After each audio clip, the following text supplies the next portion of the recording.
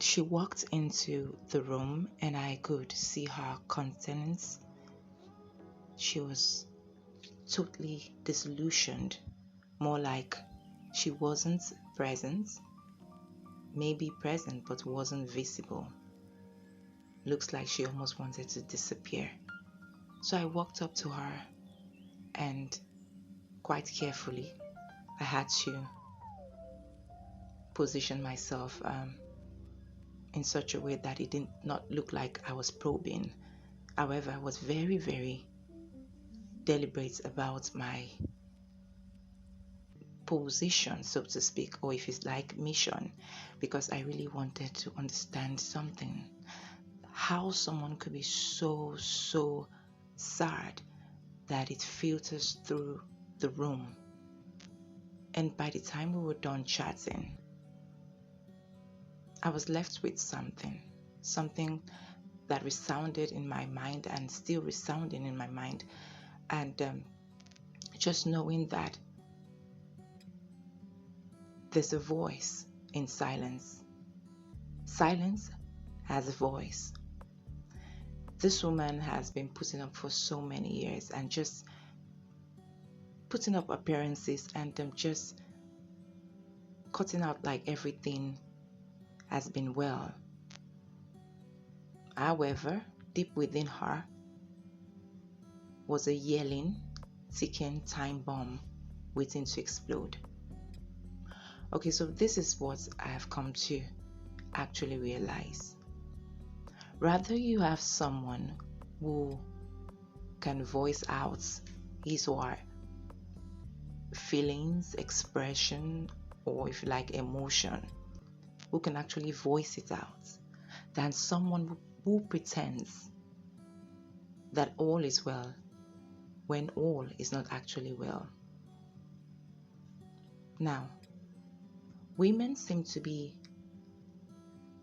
more of the victim or victims in this case, in this situation, in this scenario. But at the same time, it's dawned on me that men are also victims. So whether you're a man, whether you're a woman, irrespective of the gender, I'm talking to everyone. I'm talking to myself too. What is the thing that you call love? What is love? Love doesn't suppress. Love doesn't oppress. Love doesn't press down and shut down.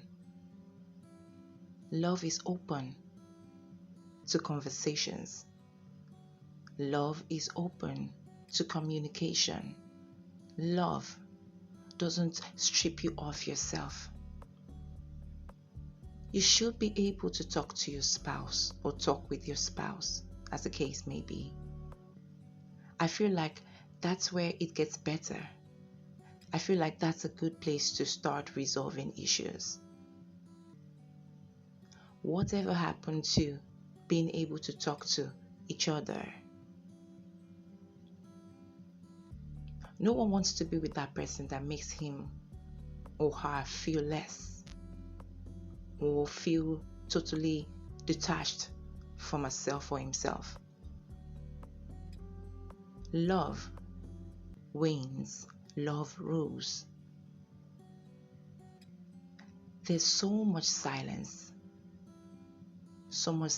that you can almost perceive or hear the ticking, tick, tick, tick, tick, tick, ticking time bomb.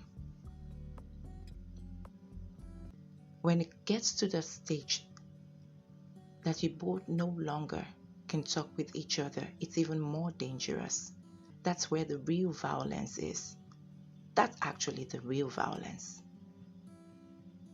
Because you're violating someone else's rights to express, someone else's rights to be himself or herself at the time they need to. Silence has a voice. And sometimes that voice could be very dangerous. Let's go back to the table and pause and ponder and begin to look back at where it all started. Silence as a voice. This is E+, the storyteller, your creative content writer, your storyteller, your creative voiceover artist, your author, your blogger, and of course, your coach and friend. I'll always be here by the grace of God. If you want to talk, remember, you can be inspired. Inspiration is the bedrock of creativity. You can always explore yours. Have a blessed day. Bye for now. Love you. Say what you wanna say to me.